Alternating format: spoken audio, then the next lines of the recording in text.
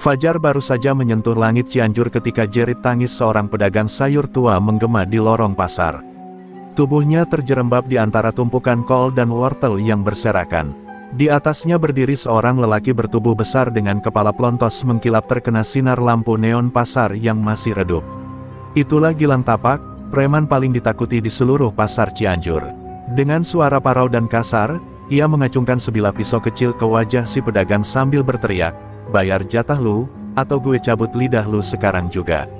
Para pedagang yang baru membuka lapak hanya bisa menunduk, pura-pura tak melihat.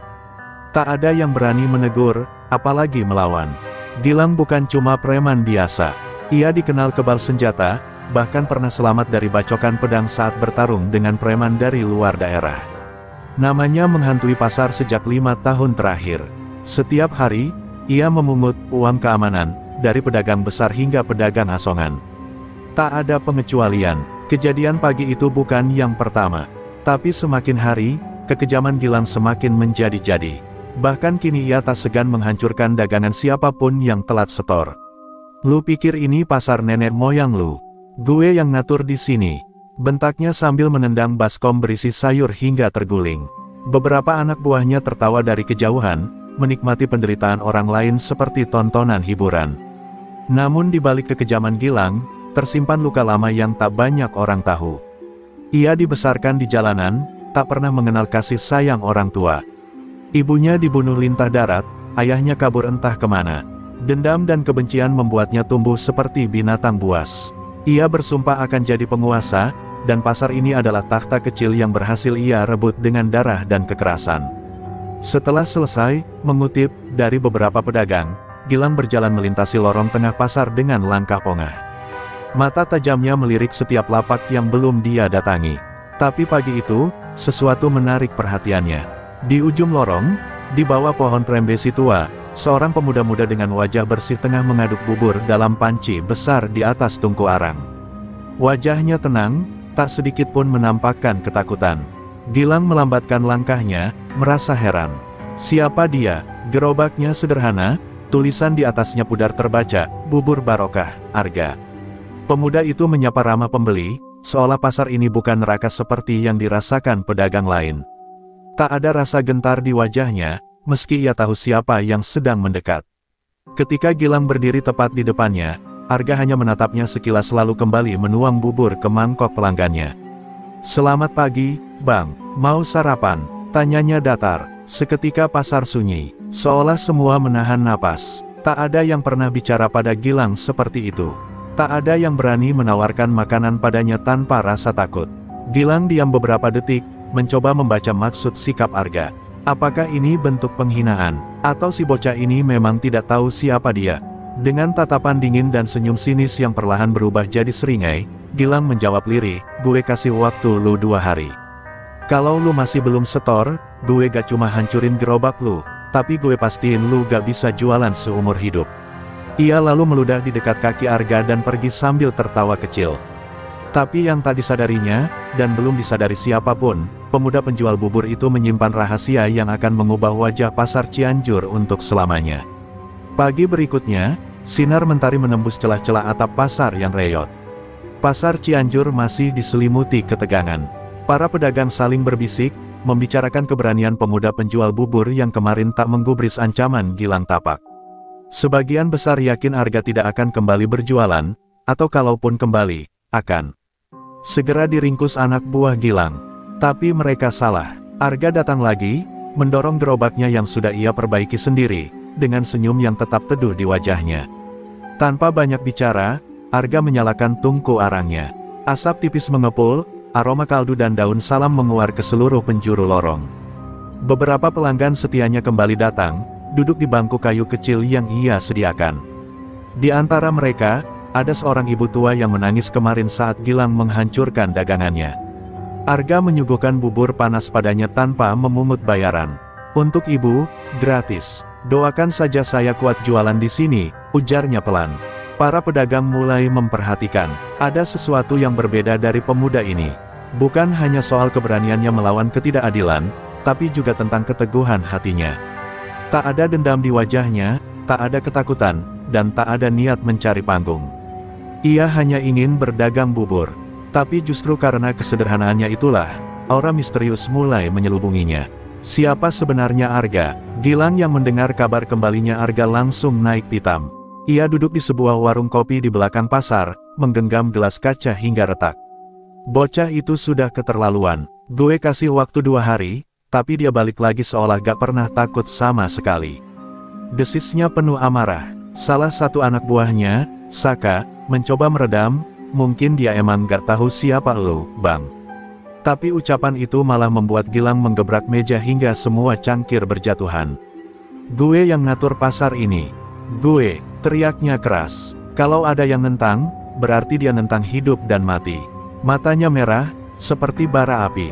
Ia perintahkan 2 orang anak buahnya untuk mendatangi gerobak bubur Arga dan menghancurkannya saat pasar mulai sepi nanti sore. Tak ada lagi kata toleransi. Sementara itu, Arga duduk tenang di belakang gerobaknya, menatap langit biru yang mulai berubah kelabu. Ia tahu, badai akan segera datang. Tapi tak ada rasa gentar di wajahnya. Di balik kesahajaan dan baju lusuhnya, tubuh Arga menyimpan energi kuno yang telah diwariskan secara turun-temurun. Ia menarik napas panjang, menutup mata sejenak, dan dalam hati berbisik, ampunilah mereka yang belum mengenal rasa takut kepadanya. Di rumah kontrakannya yang sempit, Arga membuka kotak kayu tua warisan ayahnya. Di dalamnya tersimpan lembaran lontar berisi doa-doa kuno dan tata cara pengaktifan ajian Pancasona, ilmu yang hanya boleh digunakan jika tak ada jalan damai tersisa. Arga mengelus lembaran itu dengan mata berkaca. Ia tidak ingin menggunakannya, tapi dunia terlalu kejam bagi mereka yang hanya membawa niat baik. Sore pun tiba, 2 pria bertato yang ditugaskan Gilang berjalan menyusuri lorong pasar dengan langkah berat. Mereka membawa besi panjang dan senjata tajam. Target mereka, gerobak bubur Arga.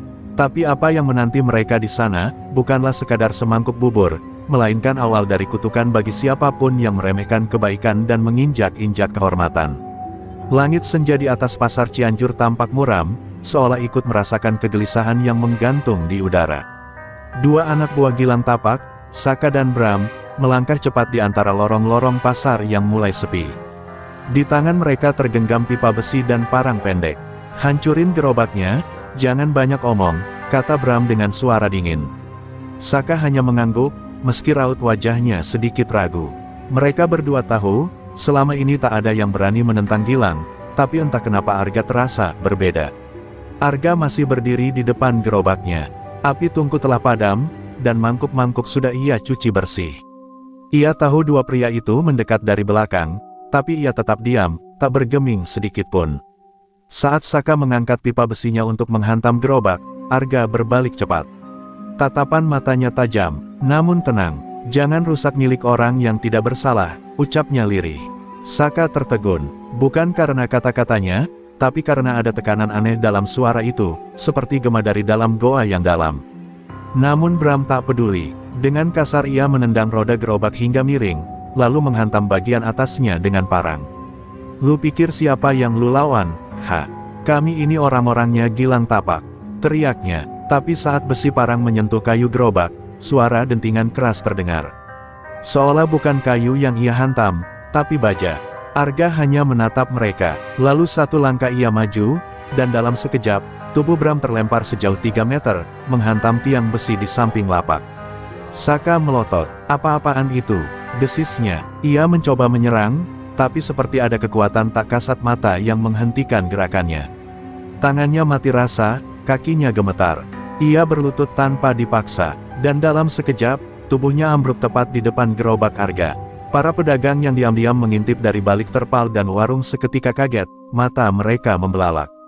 2 anak buah Gilang, yang selama ini dikenal sebagai tangan kanan paling brutal, tumbang tanpa Arga menyentuh mereka. Astagfirullah, siapa dia sebenarnya? Bisik seorang ibu penjual pisang. Arga memungut mangkuk terakhir yang tersisa di gerobaknya, lalu berbisik pelan, saya tak suka kekerasan. Tapi jangan ganggu saya, dan jangan ganggu orang-orang baik di pasar ini. Ia kemudian berjalan pelan ke ujung lorong, meninggalkan 2 tubuh yang masih gemetar ketakutan. Udara senja menjadi dingin, ketegangan menyelimuti seluruh pasar. Di sisi lain, Gilang Tapak sedang duduk sambil menikmati rokok lintingannya, ketika seorang anak kecil berlari tergopoh-gopoh dan berteriak, "Bang! Saka sama Bram jatuh. Diceplokin ama tukang bubur. Gilang langsung berdiri, melempar rokoknya ke tanah dan menatap ke arah pasar dengan sorot mata membara. Apa? Diceplokin? Tukang bubur itu udah kelewat batas. Raungnya. Di hatinya yang penuh dendam, Gilang bersumpah, pemuda itu tak akan lagi bisa melihat matahari esok hari. Malam itu, pasar Cianjur terasa lebih sunyi dari biasanya. Lampu-lampu jalanan berkedip lemah, sebagian bahkan sudah mati. Beberapa pedagang begadang membersihkan lapak, tapi mereka semua diam, menahan napas. Isu tentang dua anak buah Gilang Tapak yang tumbang di tangan seorang penjual bubur menyebar seperti bara di rumput kering. Pasar mulai berubah. Orang-orang mulai memandang Arga bukan sebagai orang biasa. Tapi yang tak mereka tahu, ini baru permulaan dari badai yang lebih besar. Gilang Tapak berjalan cepat ke arah pasar, matanya menyala penuh amarah. Di tangannya tergenggam sebuah golok kecil bergagang gading, benda yang konon pernah ia gunakan untuk membunuh preman dari Sukabumi. Ia tidak membawa anak buah, kali ini ia ingin menyelesaikan semuanya sendiri. Hatinya mendidih, baginya, ini bukan lagi soal uang, tapi soal harga diri. Tidak ada yang boleh mempermalukannya di wilayah kekuasaan sendiri. Sementara itu, Arga sedang duduk bersila di belakang gerobaknya yang sudah ia rapikan. Ia tengah menatap langit malam yang mulai berawan. Dalam diam, ia merapal doa, mengatur pernapasan, dan menenangkan hatinya. Ia tahu Gilang akan datang. Bukan karena ramalan atau bisikan gaib, tapi karena ia paham watak manusia yang terluka harga dirinya. Dan malam ini, ia harus siap menghadapi bukan sekadar amukan preman, tapi juga hawa kebencian yang bisa membutakan nurani. Langkah kaki Gilang menggema di lorong pasar. Ia berhenti di depan Arga, lalu melemparkan satu kaleng logam ke tanah. "Lu pikir lu siapa? Ha? Sampai berani jatuhin anak buah gue?" bentaknya. Arga tak menjawab, ia hanya memandangi Gilang dengan tatapan tenang. Itu saja sudah cukup membuat darah preman itu mendidih. Tanpa aba-aba, Gilang langsung mengayunkan goloknya ke arah kepala Arga. Dua pedagang yang mengintip dari balik warung menjerit tertahan. Mereka yakin malam itu akan berubah jadi pembantaian. Tapi saat golok itu hampir menyentuh kepala Arga, sesuatu yang ganjil terjadi. Gilang merasakan pergelangan tangannya seperti membentur batu. Goloknya terlepas dan terlempar jauh, suara denting logam menggema keras di antara dinding pasar. Gilang terkejut, matanya melebar, dan Arga masih duduk di tempatnya. Tak bergerak sedikit pun. Gilang murka, ia maju dan meninju wajah Arga sekuat tenaga. Tapi lagi-lagi, tubuh pemuda itu seolah terbuat dari baja dingin. Gilang memekik kesakitan, memegangi tangan kanannya yang seolah retak. "Apa-apaan lu? Ilmu apa yang lu pakai?" teriaknya. Arga berdiri perlahan, wajahnya tetap dingin, tapi suaranya bergetar lirih. "Saya tidak mencari musuh. Tapi jika kau memaksa, maka biarlah malam ini menjadi pelajaran." Seketika itu juga, Arga melangkah maju dan hanya dengan satu dorongan pelan di dada, tubuh Gilang terpental ke belakang dan menghantam meja kayu. Suara kayu pecah memecah malam. Gilang tergeletak, tubuhnya gemetar, matanya tak bisa berkedip menatap sosok Arga yang kini berdiri tegak seperti gunung. Tak ada hawa amarah, hanya keteguhan, seperti sosok penjaga alam yang tak bisa digoyahkan oleh kebencian dunia. Malam itu, kekuasaan Gilang Tapak mulai retak. Orang-orang yang selama ini membisu mulai bertanya-tanya. Siapa sebenarnya Arga? Dari mana ia belajar kekuatan semacam itu? Dan bisakah seorang penjual bubur benar-benar menjadi benteng bagi keadilan di tengah dunia yang dikuasai oleh para penguasa yang kejam? Keesokan paginya, suasana pasar Cianjur terasa berbeda. Para pedagang yang biasanya menunduk ketika menyebut nama Gilang, kini justru memperbincangkannya tanpa rasa takut. Katanya semalam dihajar tukang bubur, bisik seorang penjual tempe pada rekannya. "Bukan dihajar, Bu, dilempar gitu aja, langsung ngejengkang," sahut pedagang lain. Berita tentang tumbangnya Gilang Tapak di tangan Arga menyebar cepat, mengisi setiap celah obrolan di antara lapak-lapak sayur dan bumbu dapur. Gilang sendiri tak muncul pagi itu. Sebagian bilang tangannya terkilir, sebagian lagi bersumpah melihat tubuhnya lebam dan wajahnya pucat saat dipapah keluar pasar malam itu. Ketidakhadirannya menjadi isyarat yang sangat jelas, bahwa kekuatan yang selama ini mendominasi pasar telah runtuh, walau belum sepenuhnya hancur. Para pedagang, yang selama bertahun-tahun hidup dalam ketakutan, kini mulai mengangkat kepala mereka sedikit lebih tinggi. Arga tetap datang seperti biasa. Ia mendorong gerobaknya dengan tenang, menyapa setiap orang dengan senyum sederhana. Ia tak pernah bicara tentang kejadian malam itu, seolah tidak pernah terjadi. Tapi tatapan orang-orang kepadanya telah berubah. Bukan hanya kagum, melainkan juga penuh rasa ingin tahu. Dari mana datangnya kekuatan itu? Siapa pemuda yang bisa mengalahkan Raja Preman tanpa senjata, tanpa amarah, dan tanpa balas dendam? Seorang pedagang tua, Pak Giman, mendekati Arga saat pagi masih basah oleh embun. "Nak Arga, maafkan kami yang kemarin cuma diam waktu kamu diancam. Kami kira kamu bakal pergi seperti yang lain." Arga hanya tersenyum kecil. "Saya tidak datang ke sini untuk berkelahi, Pak. Saya cuma ingin jualan. Tapi kalau ada yang mengganggu orang baik seperti Bapak dan yang lainnya, saya tidak bisa diam." Kalimat sederhana itu justru membuat hati banyak orang bergetar. Di sebuah sudut pasar, sekelompok pedagang muda mulai membicarakan hal yang lebih serius. "Bagaimana kalau kita pilih Arga jadi pengurus keamanan pasar? Biar adil." Wacana yang dulu mustahil kini mulai dibicarakan. Nama Arga yang semula hanya dikenal sebagai penjual bubur, mulai menjelma menjadi simbol harapan. Pasar Cianjur, yang selama ini berada dalam cengkeraman ketakutan, tiba-tiba memiliki cahaya kecil yang mulai menyala. Namun di balik semua bisik-bisik itu, ada sepasang mata yang mengintai dari jauh. Naryo, orang lama di pasar yang dikenal sebagai penghubung antar preman, diam-diam mengawasi pergerakan Arga. Ia menyadari bahwa jika Arga tak segera dihentikan, maka bukan hanya Gilang yang akan tumbang, tapi seluruh jaringan pemalakan di Cianjur bisa runtuh. Dan para preman tak akan tinggal diam melihat ladang emas mereka direbut oleh seorang pemuda biasa. Di rumah kontrakannya malam itu, Arga membuka kembali lembaran tua lontar milik almarhum ayahnya. Di situ tertulis peringatan dengan tinta merah yang mulai pudar, "Pemilik ajian Pancasona adalah penjaga, bukan penghukum. Gunakan hanya bila cahaya tertutup oleh gelap yang pekat." Ia menghela napas panjang. Arga sadar, apa yang terjadi kemarin bukan akhir. Itu hanya awal dari badai yang lebih besar. Dan mungkin, tak lama lagi, bukan hanya Gilang yang akan datang mencarinya. Dari kejauhan, langit Cianjur mulai diselimuti awan gelap. Pasar boleh saja mulai tenang, tapi di luar sana, musuh-musuh yang lebih kuat tengah bergerak. Arga menatap langit malam dan berbisik lirih, "Semoga aku masih cukup sabar untuk tidak berubah menjadi mereka." Sore menjelang malam, di sebuah rumah tua di pinggir kota Cianjur, Gilang tapak duduk membisu di depan cermin retak. Tangan kanannya dibalut kain perban, matanya sembab menahan malu. Tubuhnya masih terasa nyeri, bukan hanya karena benturan, tapi karena harga dirinya sebagai penguasa pasar dihancurkan hanya dengan satu dorongan ringan dari seorang penjual bubur. Di dalam dadanya, amarah membara seperti bara yang siap meledak. Bagi Gilang, ini bukan sekadar kekalahan, ini penghinaan. Suara pintu kayu tua berderit saat Naryo masuk membawa kabar terbaru.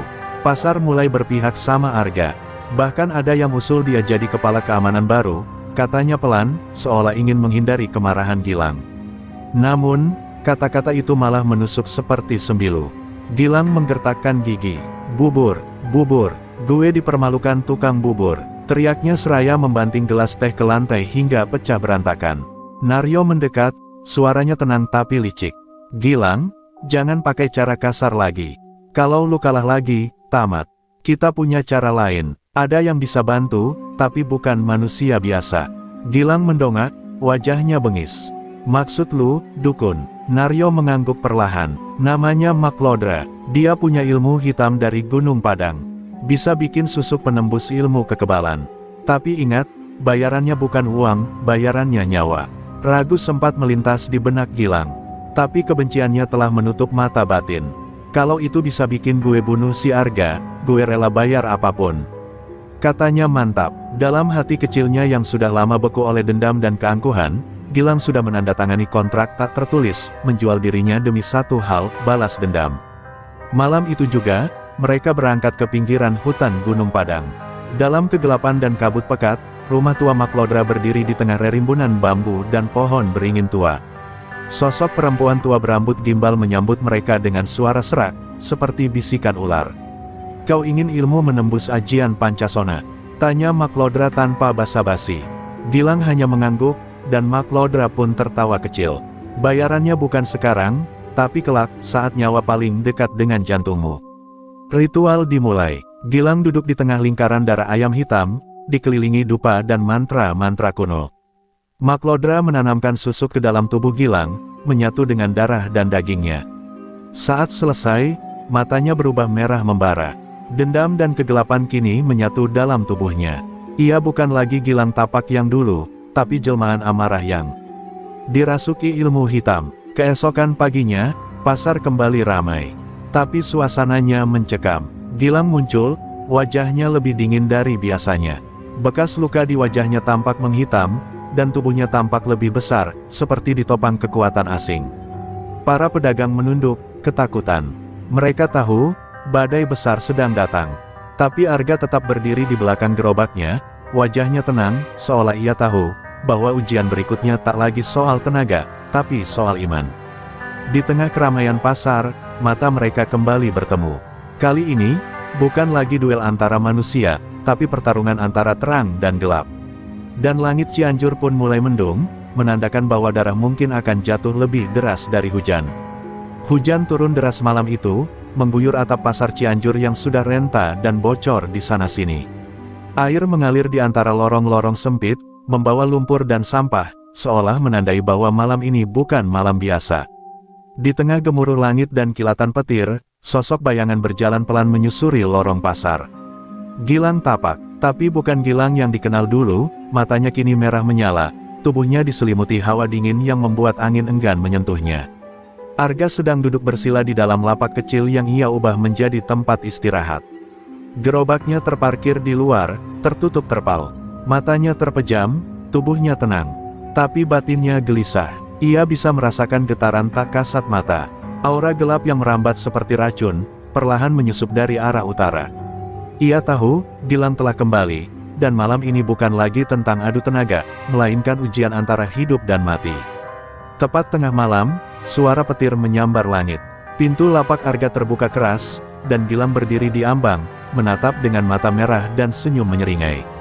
"Bangun, tukang bubur, waktunya bayar lunas." Suaranya bukan lagi suara manusia. Ada gema aneh dalam kata-katanya, seperti keluar dari tenggorokan makhluk lain. Arga membuka mata perlahan. "Kau benar-benar sudah memilih jalan gelap, Gilang," ucapnya tenang. Tanpa banyak bicara, Gilang mengayunkan golok warangka ireng pemberian Maklodra. Kilatan senjata itu menembus udara dan menghantam dada Arga. Darah muncrat seketika, tubuh Arga terlempar ke dinding. Tapi, hanya beberapa detik setelah tubuhnya jatuh, ia bangkit kembali. Luka di dadanya perlahan menutup, dan matanya kini bersinar kehijauan. Ajian Pancasona telah bangkit sepenuhnya. Gilang mundur satu langkah, terkejut. "Mati, dia harusnya mati," desisnya, tapi Arga hanya tersenyum lirih. "Kau menusuk daging, tapi tidak menyentuh ruh." Dan dengan satu hentakan kakinya ke tanah, energi dari tubuh Arga meledak dalam bentuk cahaya putih yang menyilaukan. Gilang terpental ke belakang, menghantam tumpukan peti. Tapi golok warangka ireng bergetar, dan kembali meluncur ke tangan Gilang seolah hidup. Pertarungan malam itu berlangsung dalam sunyi yang mencekam. Tak ada saksi, hanya hujan, angin, dan langit yang menyimpan dendam malam. Gilang menyerang berkali-kali, tapi Arga selalu bangkit kembali. Pancasona bukan sekadar ilmu kebal, tapi energi hidup yang tak bisa dihancurkan oleh senjata dunia. Namun Arga tahu, semakin lama pertarungan berlangsung, tubuhnya akan terkuras, dan golok Maklodra mulai meretakkan batas perlindungan tubuhnya. Di satu titik, Arga terjatuh untuk ketiga kalinya, dan darah segar mengucur dari mulutnya. Gilang mendekat, tertawa pelan.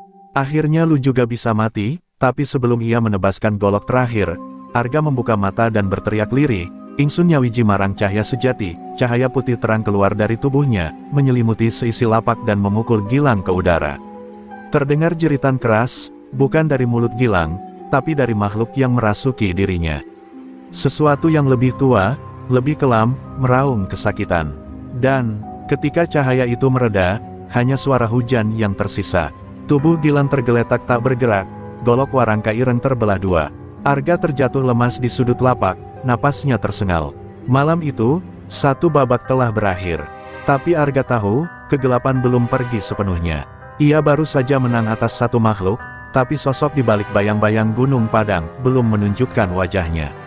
Pagi menjelang dengan sinar matahari yang redup, seolah langit pun masih murung menyaksikan apa yang terjadi malam sebelumnya. Pasar Cianjur kembali dibuka, namun hari itu terasa berbeda. Tak ada teriakan kasar Gilang, tak ada ancaman anak buahnya. Sebaliknya, terdengar kabar angin yang menyelinap dari mulut ke mulut. Gilang tapak ditemukan tergeletak di belakang pasar, tak sadarkan diri, tubuhnya membiru dan goloknya hancur berkeping. Pasar gempar, tapi tak satu pun berani bicara lantang. Mereka hanya diam, memeluk rasa takut yang tak bisa dijelaskan. Di sudut pasar, Arga duduk lemah bersandar di belakang gerobaknya. Wajahnya pucat, napasnya pendek, namun matanya tetap jernih menatap langit pagi. Luka di tubuhnya memang telah tertutup, namun ia tahu, serangan golok warangka ireng itu telah menembus batas tubuh ragawinya. Ia selamat, tapi kekuatannya terkuras. Ajian Pancasona, ilmu warisan dari leluhur tanah Jawa, bukan sekadar ajian kebal, melainkan kesatuan antara ruh, raga, dan cahaya ilahiyah yang menyatu dalam tubuh orang yang bersih niatnya. Sambil memejamkan mata, Arga teringat akan malam-malam panjang bersama ayahnya di lereng Gunung Kendeng. Ayahnya, seorang petapa berjuluk Ki Jagabaya, pernah berkata, Pancasona bukan untuk menantang dunia, melainkan untuk menegakkan kebenaran dengan jiwa yang rela disakiti tanpa membalas, kecuali saat kebenaran itu sendiri diinjak. Sejak kecil Arga dilatih bukan hanya fisik, tetapi juga hati, untuk menjaga keseimbangan antara kekuatan dan belas kasih. Dan kini, ia harus menanggung beban ilmu itu sendirian. Beberapa pedagang diam-diam mengantarkan makanan dan air ke lapaknya. Mereka tak berani berkata banyak, tapi tatapan mereka berbicara. Rasa hormat, kagum, dan terima kasih yang begitu dalam. Seorang ibu tua menangis sambil mencium tangan Arga. Terima kasih, nak, akhirnya kami bisa berdagang tanpa rasa takut. Arga hanya tersenyum tipis, menyembunyikan rasa sakit yang masih berdenyut di dadanya. Namun di tempat lain, jauh dari pasar, Mak Lodra sedang mengamati abu bekas ritual Gilang yang gagal. Wajahnya pucat dan penuh murka. Ia tahu, kekuatan yang mengalahkan Gilang bukan kekuatan biasa. Ia mencium aroma ajian lama yang pernah dihindari para pemuja kegelapan. Pancasona, berarti si tua Jagabaya sudah menurunkan ilmunya, gumamnya penuh dendam. Ia sadar, pertarungan ini bukan lagi antara preman dan pedagang, tapi antara dua aliran kuno, ilmu putih pelindung rakyat, dan ilmu hitam pemangsa kehidupan. Mak Lodra memanggil dua muridnya, Wulung dan Ketiwir, duo kembar pemilik ilmu serap sukma yang selama ini ia sembunyikan. Cari dia, kalau perlu, seret mayatnya ke hadapanku, katanya dingin. Ia tak akan membiarkan ilmu Pancasona kembali menjadi cahaya yang membakar kegelapan. Dalam pikirannya, Arga harus dihabisi, karena selama pemilik Pancasona masih hidup, kekuasaan ilmu hitam akan terus goyah. Sementara itu, Arga kembali berdiri, meski tubuhnya masih terasa berat. Ia menatap pasar yang mulai ramai dan tersenyum kecil. Tapi dalam hatinya, ia tahu, ini bukan akhir. Ini hanyalah ujung dari satu gelombang. Di balik pasar yang tenang, badai yang lebih ganas tengah menyusun langkah. Dan kali ini, musuhnya bukan manusia biasa. Malam turun perlahan, membawa udara dingin yang merambat di sela-sela dinding bambu rumah kontrakan Arga. Ia duduk bersila di ruang sempit itu, tubuhnya dibalut kain coklat lusuh. Matanya terpejam. Di depannya, sebatang dupa menyala, mengirimkan asap tipis ke langit-langit. Tubuhnya memang telah pulih, tapi ruhnya belum. Arga bisa merasakan, hawa asing kini mengintainya. Bukan sekadar dendam manusia, tapi sesuatu yang lebih purba, lebih kelam. Di sebuah bukit kecil di timur Cianjur, dua sosok bertudung hitam berdiri di atas batu besar. Wajah mereka tertutup kain, hanya mata mereka yang terlihat tajam, kosong, dan haus akan jiwa. Mereka adalah Wulung dan Ketiwir, murid kembar Mak Lodra yang terkenal karena kemampuannya menyerap sukma manusia lewat sentuhan dan bisikan. Mereka tak membutuhkan senjata, kehadiran mereka saja sudah cukup untuk merontokkan nyali orang biasa. Targetnya sederhana, bisik Ketiwir. Lumpuhkan ajian Pancasona dari akarnya. Hancurkan niat sucinya, dan ilmunya akan runtuh. Wulung mengangguk, tapi hati-hati, pemilik ajian itu bukan orang sembarangan. Kita harus menyerang bukan tubuhnya, tapi jiwanya. Lalu, dengan gerakan cepat yang hampir tak terlihat, keduanya lenyap di telan malam, meninggalkan jejak hawa dingin menusuk di tempat mereka berdiri. Keesokan harinya, pasar tampak seperti biasa, ramai, padat, penuh tawa dan teriakan pedagang. Tapi Arga merasakan sesuatu yang janggal. Beberapa pembeli yang datang ke lapaknya tampak linglung, seperti kehilangan kesadaran. Bahkan salah satu di antaranya tiba-tiba pingsan setelah menatap mata Arga terlalu lama. Ini bukan biasa, gumamnya lirih. Ia pun mulai merapalkan doa perlindungan, menancapkan energi cahaya ke sekeliling lapaknya. Sore itu, badai benar-benar datang. Wulung muncul di tengah keramaian pasar, menyamar sebagai seorang petani tua. Ia mendekati gerobak Arga dan menjatuhkan sebuah koin kuno berukir tengkorak ke atas meja. Saat Arga memungutnya, Wulung menyentuh pergelangan tangannya. Dalam sekejap, tubuh Arga kaku, seperti membeku dari dalam. Suhu tubuhnya menurun drastis, dan pandangannya mulai kabur. Tapi sebelum ruh Arga mulai tercerabut, suara lantang menggema dari dalam dirinya. Waspadalah, muridku, musuhmu tak datang membawa pedang, tapi membawa kehampaan. Itu suara Ki Jagabaya. Dalam sepersekian detik, Arga menggigit lidahnya sendiri dan membalikkan energi pancasona ke dalam. Cahaya putih keluar dari pori-porinya, membakar tangan Wulung yang langsung menjerit kesakitan. Ketiwir yang bersembunyi di balik warung langsung melompat maju, melempar bubuk hitam ke arah wajah Arga. Namun Arga menangkisnya dengan gerakan cepat dan membentuk pagar cahaya. Bubuk itu terbakar sebelum menyentuh kulitnya. Wajah Ketiwir dan Wulung berubah, mereka tak menyangka bahwa kekuatan Arga sudah setingkat penjaga. Kita mundur dulu, desis Wulung, dan dalam sekejap mereka menghilang dalam kepulan asap. Tapi sebelum pergi, Ketiwir berteriak, kami akan kembali. Dan saat itu, cahaya kecilmu tak akan cukup menahan gelap yang kami bawa. Arga terduduk lemas, tubuhnya berkeringat dingin. Tapi ia tahu satu hal, pertempuran sudah berubah bentuk. Bukan lagi adu fisik, tapi perang antara jiwa-jiwa.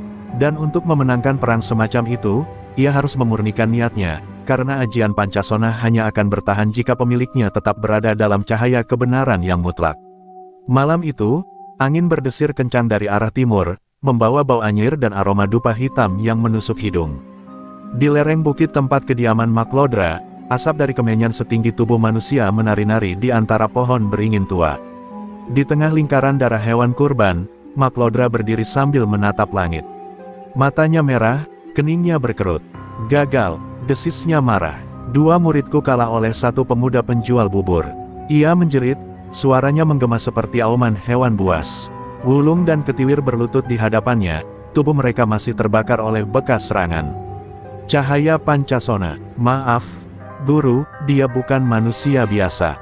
Cahaya dari tubuhnya membuat ajian serap sukma kita tidak mampu masuk, lirih Wulung.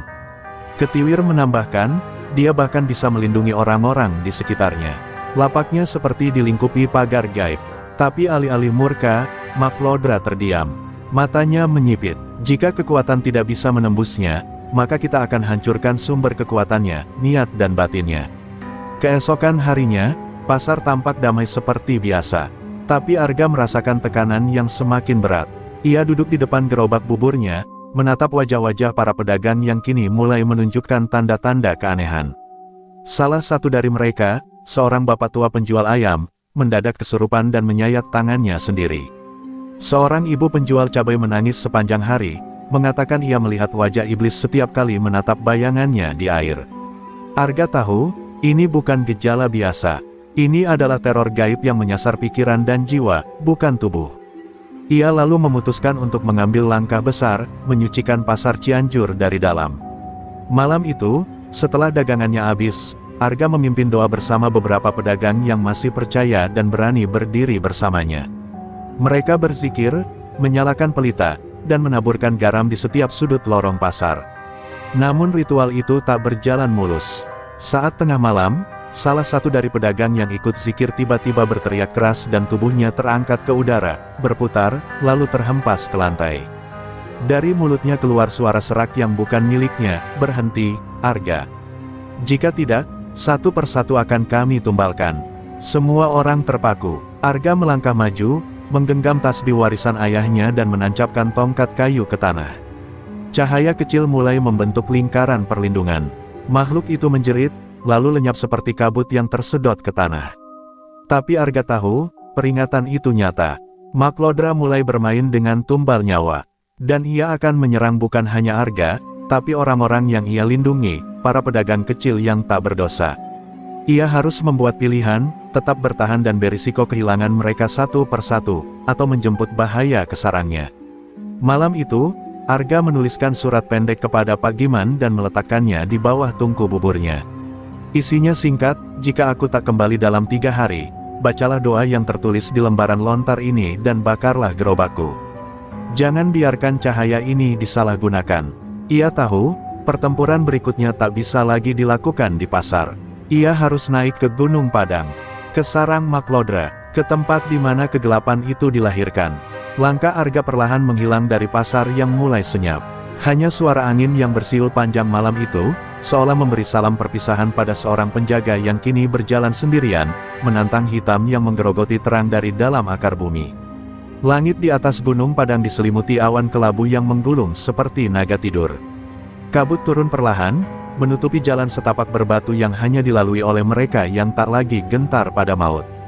Arga melangkah sendirian, mengenakan ikat kepala warisan Ki Jagabaya dan membawa tongkat kayu yang kini menghitam karena menyerap terlalu banyak energi gaib. Di setiap langkahnya, tanah bergetar ringan, seolah alam pun tahu, pertempuran akbar akan segera terjadi. Setibanya di lereng tertinggi, ia disambut gerbang batu tua yang dipenuhi ukiran aneh. Arga berhenti sejenak, merapal mantra pembuka pelindung agar ruhnya tak terseret ke alam lain. Tiba-tiba angin kencang berputar, dan suara perempuan tua menggema dari balik kabut. "Akhirnya kau datang juga, anak si Jagabaya," itu suara Maklodra, dalam wujud yang lebih mengerikan, kulitnya keriput bagai kulit ular, matanya hitam tanpa bola mata, dan rambutnya melilit tubuh seperti belatung. Arga berdiri tegak. "Aku datang bukan untuk mencari kehormatan, tapi untuk menghentikan siklus dendam yang kau pelihara." Maklodra tertawa, suaranya menggema seperti lolongan ribuan arwah. "Dendam, ini bukan soal dendam, ini soal kuasa. Leluhurmu yang membawa cahaya telah membakar kekuatan kami ratusan tahun. Kini saatnya aku ambil kembali." Dengan satu kibasan tangannya, tanah berguncang dan dari balik semak muncul wulung dan ketiwir, kini dalam wujud aslinya, tinggi, pucat, dengan mata berlapis hitam. Mereka menyerang dari dua arah, mengelilingi Arga seperti serigala memburu mangsa. Tapi Arga tak mundur. Ia menancapkan tongkatnya ke tanah dan membentuk pagar cahaya dari ajian Pancasona.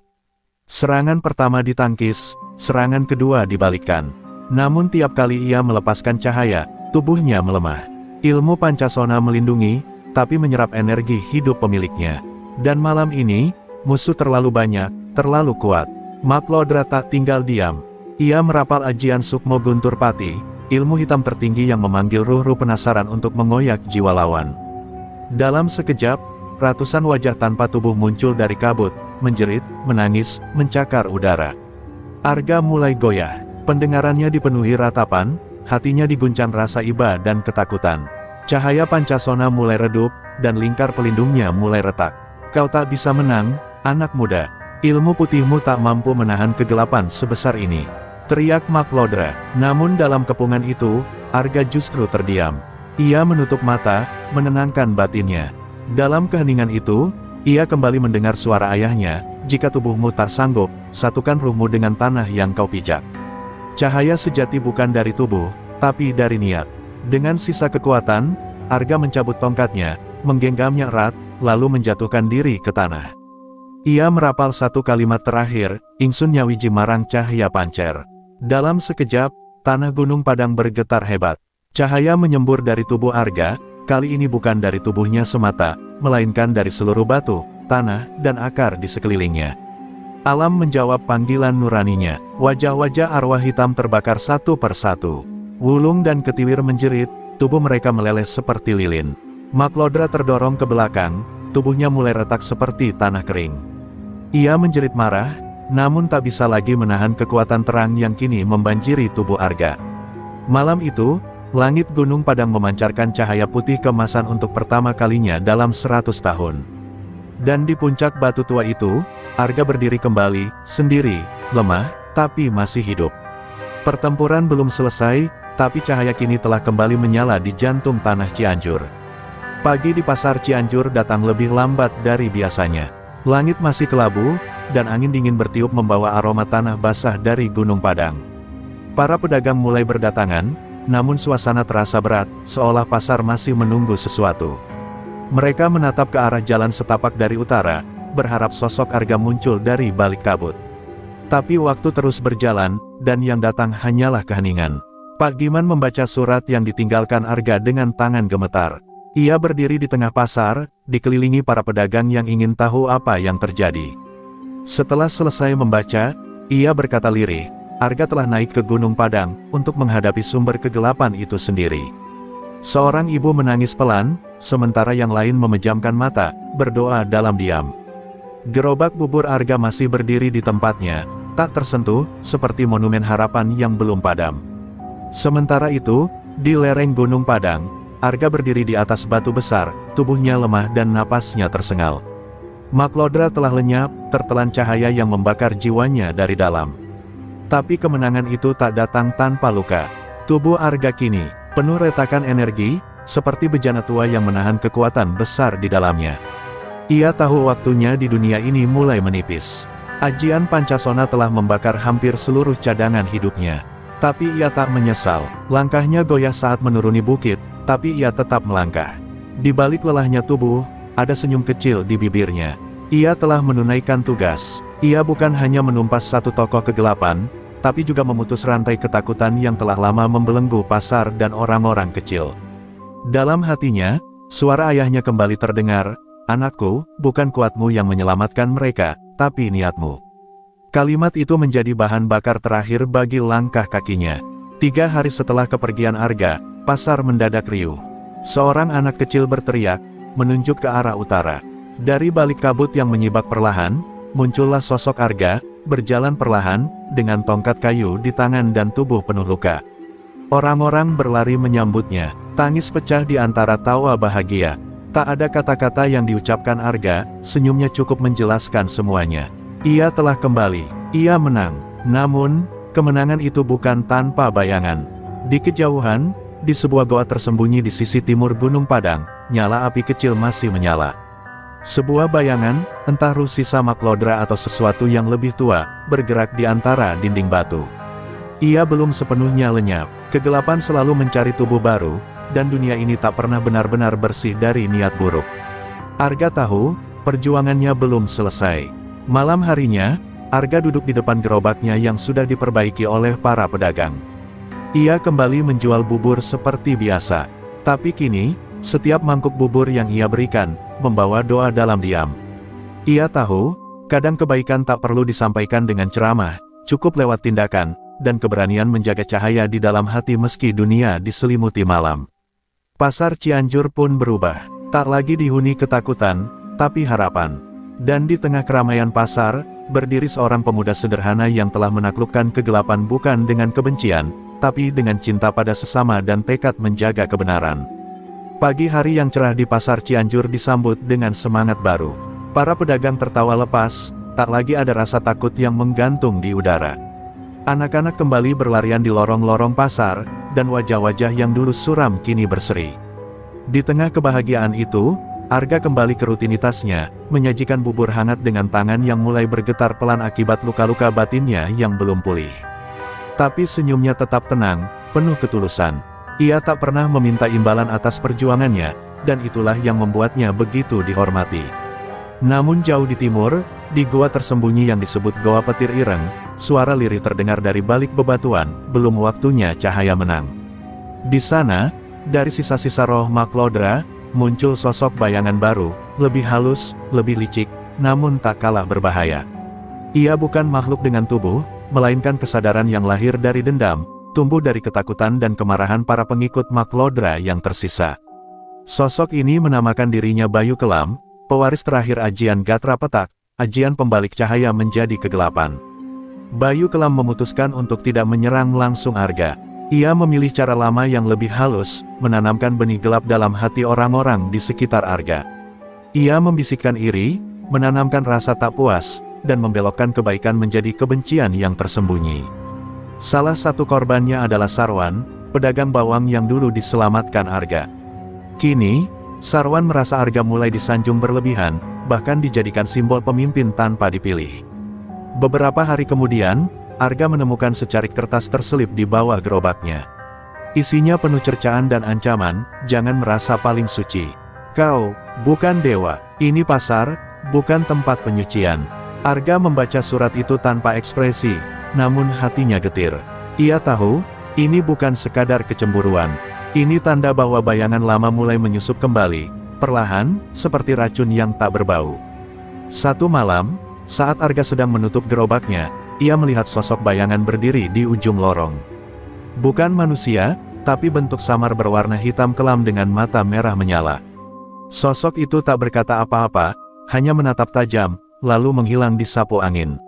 Arga terdiam lama. Ia sadar, musuh berikutnya tak lagi memiliki tubuh, melainkan menempel pada niat buruk manusia lain. Dan itu jauh lebih berbahaya. Keesokan harinya, dua pedagang bertengkar hebat hingga hampir saling bacok. Arga turun tangan, melerai dengan tenang. Namun tatapan beberapa pedagang justru berubah, ada kecurigaan di dalamnya. Apa dia mau jadi pemimpin pasar? Bisik seseorang. Arga menghela napas. Bayu kelam sedang bekerja. Ia membuat manusia takut pada cahaya yang terlalu terang, lalu memeluk bayangan agar tak silau. Malam itu, Arga menatap langit dari atap rumah kontrakannya. Bulan tertutup awan tipis, dan angin malam membawa suara jauh, suara tawa tipis yang hanya bisa didengar mereka yang menjaga cahaya. Ia tahu, pertarungan belum selesai. Musuh kali ini tak bisa dikalahkan dengan tenaga atau cahaya semata. Ia harus menjaga hati orang-orang. Dan itu, bagi seorang manusia biasa seperti dirinya, adalah perang yang jauh lebih berat. Malam kembali turun ke pasar Cianjur, membawa kesunyian yang tak wajar. Di balik pintu-pintu kios yang tertutup, bisik-bisik mulai tumbuh menjadi prasangka. Beberapa pedagang kini mulai menjauh dari Arga. Mereka tak lagi menyapa, tak lagi menitipkan dagangan. Arga menyadari itu, tapi ia memilih diam. Ia tahu, bayangan yang satu ini bukan bisa ditebas dengan tongkat atau dibakar dengan cahaya. Ini adalah perang yang bermain di dalam dada manusia, dan ia hanya bisa melawannya dengan kesabaran dan cinta kasih. Di sisi lain, Sarwan, pedagang bawang yang kini perlahan dikuasai bisikan Bayu kelam, mulai menghasut. Ia menggelar pertemuan diam-diam dengan beberapa pedagang, menghembuskan narasi bahwa Arga hanya pura-pura rendah hati agar kelak bisa menguasai pasar. Dulu dia cuma penjual bubur, sekarang semua orang sujud padanya, katanya dengan suara pelan namun tajam. Dan dalam ruang gelap itu, api kecil kebencian mulai dinyalakan. Keesokan harinya, gerobak Arga dirusak. Rodanya dihancurkan, kayunya dicoret-coret dengan kata, munafik besar-besar. Beberapa dagangannya diinjak-injak. Arga menemukan itu saat fajar menyingsing, tapi ia hanya duduk, membersihkan gerobaknya pelan, tanpa sepatah kata. Seorang anak kecil mendekat, meneteskan air mata. Kakak, siapa yang jahat sama buburmu? Arga hanya tersenyum dan menjawab, bukan mereka yang jahat, nak. Hanya sedang tertutup hatinya, namun cobaan tak berhenti di situ. Arga didatangi oleh petugas pasar, membawa surat keputusan yang ditandatangani oleh beberapa pedagang. Arga dilarang berdagang selama 2 minggu atas tuduhan, memicu ketegangan dan menciptakan ketimpangan sosial. Surat itu seperti pukulan keras. Tapi ia menerimanya tanpa perlawanan. Ia tahu ini bukan keinginan manusia, ini bisikan setan yang bersemayam dalam luka hati dan rasa iri. Malam itu, Arga duduk di depan gerobaknya yang kini teronggok diam, tak bisa didorong. Ia memejamkan mata dan berdoa panjang. Dalam keheningan itu, cahaya kecil mulai berkumpul di sekelilingnya, bukan dari langit, tapi dari hati orang-orang yang masih percaya. Seorang ibu tua datang membawa seikat daun pandan, untuk kamu, biar buburmu tetap harum. Lalu disusul oleh anak-anak pasar yang membawa panci bekas dan mangkuk retak. Mereka membentuk lingkaran di sekeliling gerobak Arga. Cahaya yang sempat padam, perlahan menyala kembali. Bukan dari ajian, bukan dari kekuatan gaib, tapi dari cinta dan kebenaran yang tak bisa dibunuh oleh fitnah. Bayu kelam yang mengintai dari kejauhan menggeram dalam kegelapan. Ia tak mengerti bagaimana cahaya yang ia coba padamkan malah menyala lebih terang saat diinjak. Kalau begitu, kita rebut jiwanya dari dalam. Desisnya sambil menembus bumi menuju ruang batin Arga. Dan malam itu, saat semua orang tidur, Arga bermimpi. Ia berada di ruangan kosong, gelap tanpa dinding. Di depannya, sosok dirinya sendiri berdiri, tapi matanya merah, suaranya berat, dan wajahnya penuh kebencian. Arga, kata sosok itu, kau lelah bukan? Biarkan aku gantikan, kita bisa buat semua tunduk. Tak perlu jadi korban terus-menerus. Arga menatap bayangannya itu dan menjawab lirih, aku bukan korban. Aku penjaga, dan penjaga tak boleh menyerah pada gelap. Dalam tidur yang dalam itu, Arga berdiri di tengah ruang kosong tanpa batas. Bayangan dirinya yang telah dikuasai oleh bisikan Bayu Kelam berdiri tak jauh di hadapannya, memancarkan aura dingin yang menusuk hingga tulang. Suara sosok itu menggema, kenapa terus memilih disakiti, Arga? Mereka tak peduli, mereka mencaci saat kau jatuh.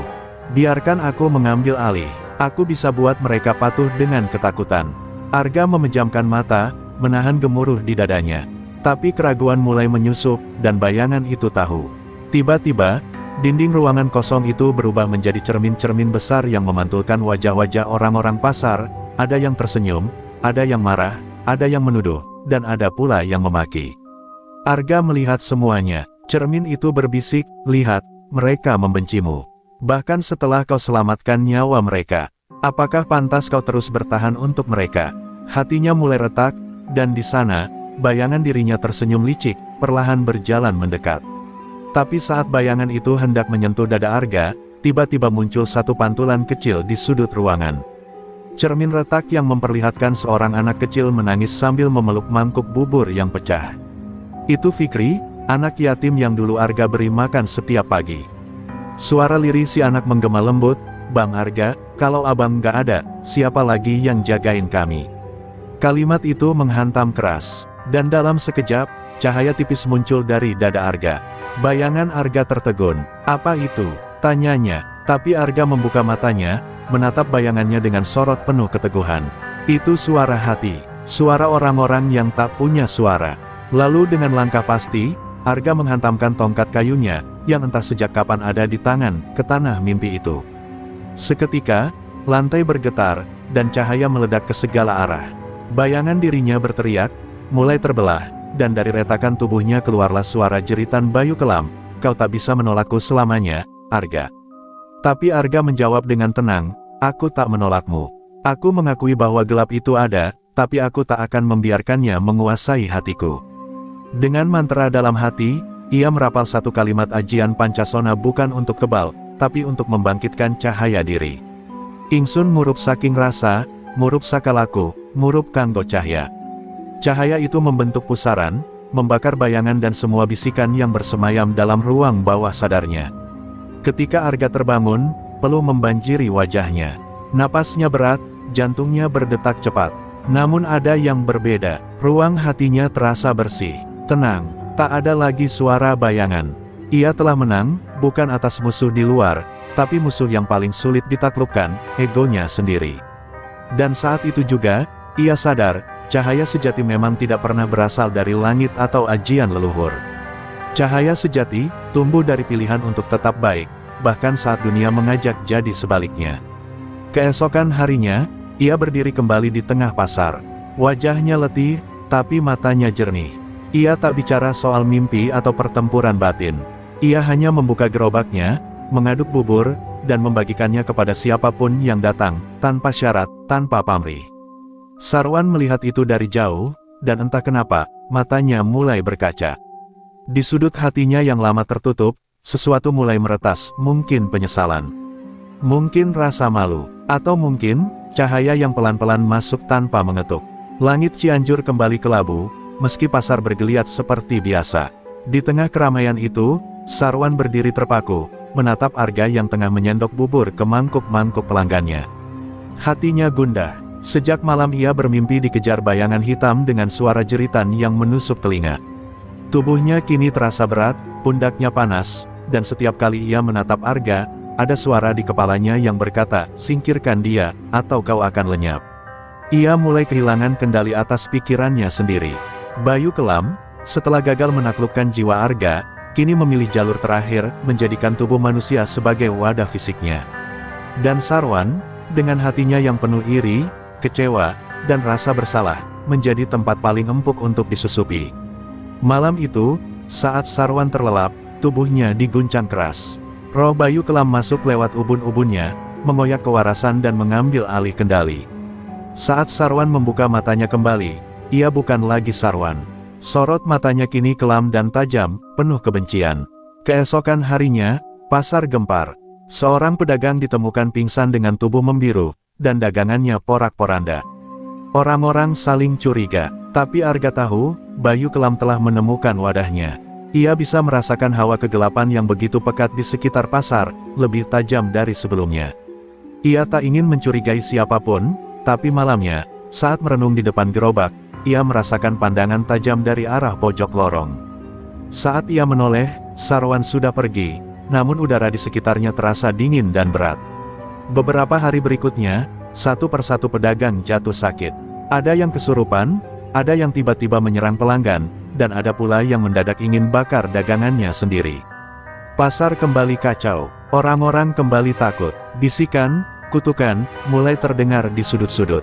Arga menyadari ini bukan sekadar gangguan, ini adalah ritual penyebaran kegelapan, ajian gatra petak yang mulai aktif lewat Sarwan untuk menjadikan seluruh pasar sebagai wadah kekuatan gelap. Arga tak tinggal diam, ia mulai mengunjungi satu persatu pedagang, membaca doa di kios-kios mereka, menanam garam dan menulis huruf-huruf kuno dari ajian leluhurnya di tiang-tiang pasar. Namun kekuatan Bayu Kelam makin liar. Saat Arga sampai ke kios Sarwan, pria itu berdiri di tengah lapaknya dengan senyum aneh. "Kau ingin bersihkan pasar, bersihkan dirimu dulu, Arga," katanya dengan suara yang bergema, dua lapis, suara Sarwan dan suara makhluk lain di dalamnya. Arga menatapnya lekat. Kini jelas, pertarungan terakhir akan segera dimulai. Malam itu, Arga menyendiri di bawah pohon waru tua di belakang pasar. Ia tahu, pertarungan kali ini tak hanya akan menentukan nasibnya, tapi nasib seluruh pasar Cianjur. Ia tak bisa membunuh Sarwan, ia harus menyelamatkannya. Tapi bagaimana caranya mengusir Bayu Kelam tanpa membinasakan tubuh yang dirasukinya? Ia memejamkan mata, memanggil kembali ajian yang pernah ia pelajari, lalu teringat satu mantra rahasia dari gurunya. Ajian Jagat Nurwening, sebuah doa pengusiran ruh gelap dari tubuh manusia, namun hanya bisa diucapkan dengan pertaruhan nyawa. Jika gagal, pengucapnya bisa ikut terkoyak bersama ruh jahat yang diusir. Menjelang tengah malam, Arga berdiri di depan lapak Sarwan. Pasar sudah kosong, hanya ada dua sosok yang bersiap bertarung, bukan dengan senjata, tapi dengan jiwa. Bayu Kelam dari dalam, tubuh Sarwan menyeringai, "Kali ini, kau akan kehilangan lebih dari sekadar darah, Arga. Kau akan kehilangan cahaya itu sendiri." Tapi Arga hanya menjawab lirih, "Kalau aku harus padam demi menerangi yang lain, aku rela."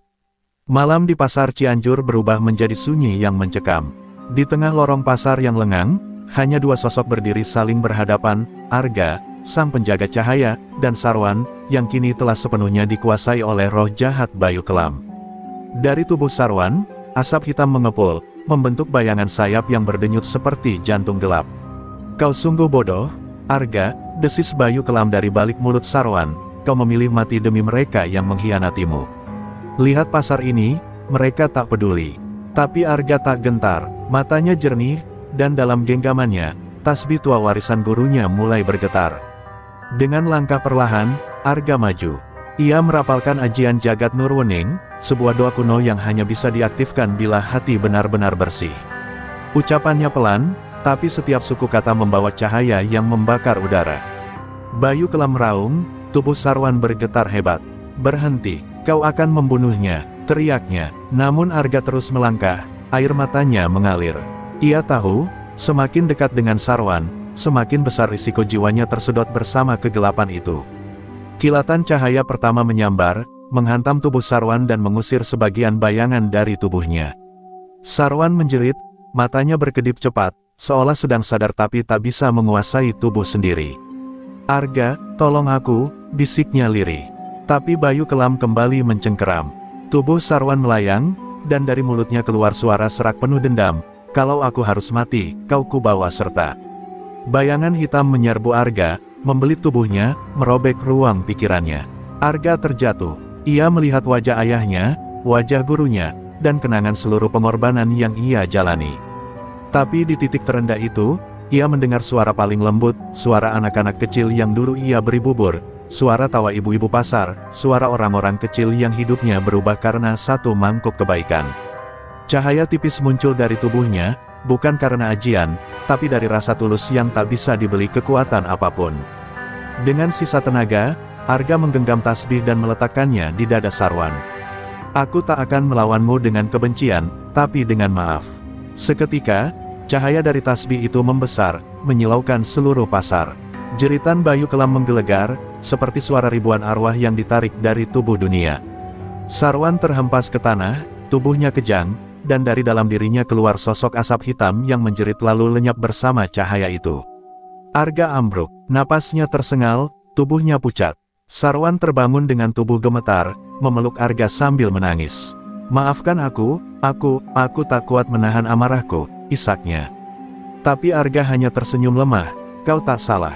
Kita semua bisa gelap, tapi kita bisa memilih untuk kembali terang." Lalu matanya terpejam perlahan, tubuhnya bersinar sejenak sebelum seluruh pasar hening dalam duka dan keajaiban yang tak bisa dijelaskan. Saat fajar menyingsing, langit Cianjur cerah seperti tak pernah terjadi apa-apa.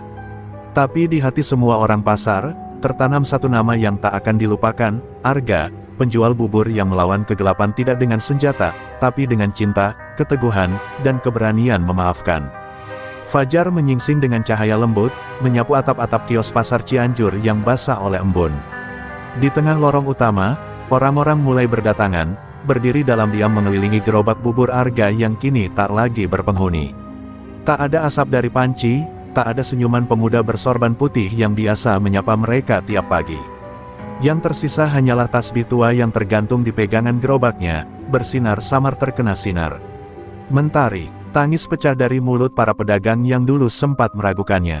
Bahkan Sarwan, yang masih lemas pasca dirasuki Bayu Kelam, jatuh berlutut di depan gerobak itu sambil terisak.